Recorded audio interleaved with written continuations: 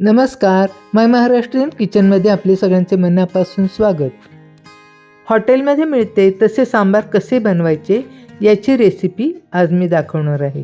सांबार मसाला तयार करण्यापासून तर सांबार तयार होईपर्यंत संपूर्ण रेसिपी दाखवणार आहे. रेसिपी शेवटपर्यंत पहा. हॉटेलमध्ये मिळते अगदी तसेच सांबार आपण घरच्या घरी बनवू शकतो. कसे ते आता आपण पाहूया. प्रथम सांबारचा मसाला तयार करून घेऊया. आता इथे मी हिंगाचा अगदी बारीकसा खडा घेतलेला आहे. 4 लवंगा घेतल्यात, थोडासा दालचिनीचा तुकडा घेतला आहे आणि 4 काळ्या मिरीचे दाणे घेतले आहेत. हा झाला खडा मसाला.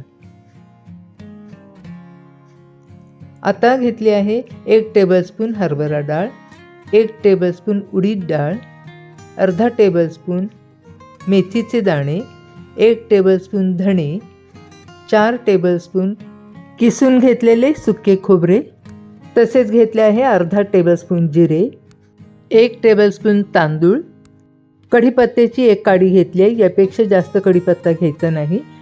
जास्त घातला तर सांबारला एक कडवट अशी चव येते. सुके खोबरे कंपल्सरी घ्यायचे आहे, अजिबात स्किप करायचे नाही. याने सांबारला अतिशय छान चव येते. आता हे सर्व पदार्थ लो फ्लेमवर आपल्याला छान असे भाजून घ्यायचे आहेत. गॅसवर पॅन ठेवला आहे आणि पॅन गरम झाला आहे. यामध्ये आता आपल्याला सुरुवातीला डाळी भाजून घ्यायच्या आहेत. तर प्रथम घालूया हरभरा डाळ. थोडीशी गरम झाली की त्यानंतर घालूया उडीद डाळ, तांदूळ. हे आता आधी थोडंसं भाजून घेऊया. थोडंसं भाजून झालेलं आहे. यामध्ये आता घालूया खडा हिंग आणि हे बाकीचे खडे मसाले. हे मसाले थोडेच घातलेले आहेत, पण याने चव मात्र फार छान येते. सांबार मसाला भाजताना गॅसची फ्लेम मीडियम ठेवायची आहे. यामध्ये आता घालूया जिरी, त्यानंतर घालू धणे, मेथी. हे सर्व जिन्नस तेल न घालता भाजून घ्यायचे आहेत. सर्वात शेवटी घालूया कढीपत्ता. कढीपत्ता चांगला भाजून घ्यायचा आहे. अगदी कुरकुरीत झाला पाहिजे, नाहीतर सांबार मसाला ओलसर राहिला की खवट होतो.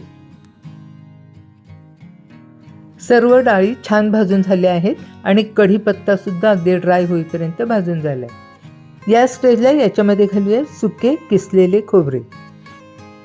याबरोबरच हे आपल्याला चांगले भाजून घ्यायचे आहे.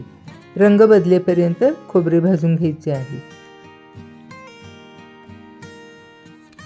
सर्व सांबार मसाला छान भाजून झाला आहे.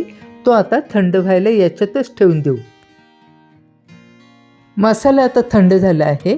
मिक्सरच्या भांड्यामध्ये तो आता आधी काढून घेऊया.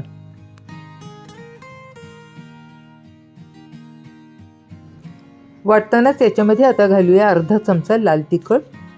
कलरसाठी अर्धा चमचा काश्मीरी मिरची पावडर घातली, पाव चमचा हळद आणि आता हे अर्धा चमचा मीठ घालून हे अगदी बारीक पावडर तयार करून घ्यायची आहे. आता इथे सांबार मसाला पावडर तयार झाली. तुम्ही पाहू शकता घरच्या घरी अगदी मस्त अशी सांबार मसाला पावडर तयार झाली आहे. याचाच वापर करून आपण आता सांबार तयार करून घेणार आहोत. या पावडरपासून बनवलेले सांबार चवीला अतिशय छान लागते.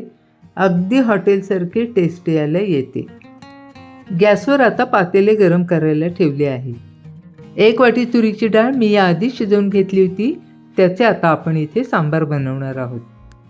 पातेले गरम झाले आहे. त्यामध्ये 1 डाव तेल घातले आहे. तेल तापले आहे. त्यामध्ये घालू अर्धा चमचा मोहरी, अर्धा चमचा जिरे,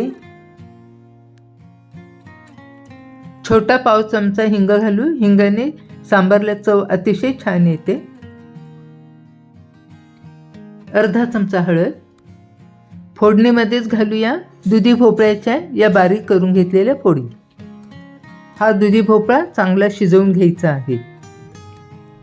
यामध्येच आता घालूया 1 मोठ्या टोमॅटोची ही प्युरी. दुधी भोपळा आणि टोमॅटोची प्युरी चांगली परतून घ्यायची आहे आणि शिजवून घ्यायची आहे. चांगले शिजण्यासाठी याच्यावरती झाकण ठेवून 2 मिनिटे वाफ येऊ देऊ. दुधी भोपळा आणि टोमॅटोची प्युरी चांगली शिजली आहे. याच्यामध्ये आता घालूया अर्धा चमचा लाल तिखट, पाव चमचा हळद, 1 चमचा धणे पावडर, अर्धा चमचा जिरे पावडर, 1 वाटी तुरीची डाळ आधी शिजून घेतली होती तीही आता याच्यामध्ये घालूया. चांगले मिक्स करून घ्यायचे आहे. डाळीच्या भांड्यात पाणी घालून ते पाणीही याच्यामध्ये घालूया. कितपत पातळ घट्ट ठेवायचे त्यानुसार पाण्याचे प्रमाण ठरवून घ्यायचे आहे. या स्टेजला याच्यामध्ये घालूया तर आपण बनवून ठेवलेली सांबार मसाला पावडर. तर येथे 2 चमचे सांबार मसाला पावडर घालायची आहे. सांबार मसाला पावडर घातल्यानंतर हे सांबार आणखीन घट्ट होते, त्यानुसार पाणी किती घालायचे ते ठरवायचे आहे. आता याला चांगली उकळी येऊ द्यायची आहे. चवीनुसार याच्यामध्ये घालूया आता मीठ. 2 चमचे चिंचगुळाचा पल्प याच्यामध्ये घातला आहे.